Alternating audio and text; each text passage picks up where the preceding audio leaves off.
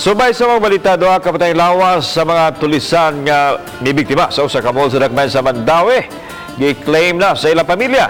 Samtang ang Commission on Human Rights mibisigar sa kamatayon sa upat ka mga dinakpan. Ano ang report? Niabot gikan sa Tangub City ang kabanay sa ilang leader sa mga tulisan nga si DJ Glenn Tyros. Matod siyang ig-agaw, ngawa sila masayod sa gipanghimo nini nga pagpanulis. Gusto lang nila nga magkuha og mahipos ang lawas isip ilang pamilya. Dito sa Osamis, wala. Dugay naman gud siya kay nawala gud sa amoa.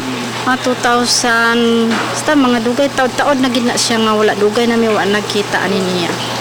Samtang laing panay lawas nga gi-claim sa pamilya. Matod sa inahan nga Jomark Tyros, ang ngalan siya anak nga napatay sa kapulisan ug mausab kini ang nakabutang sa voters certification ini.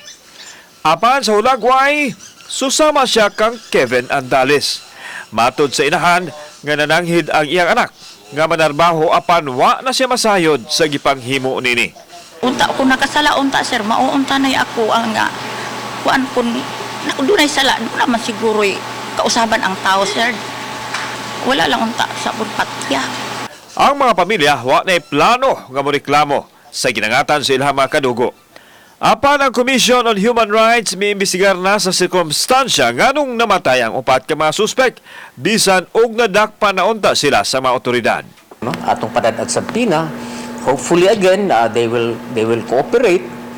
They will show to the public na they have nothing to hide. Para sa inyo, kaming mga pulis, we just did our job sa ikakasolve nung robbery incident.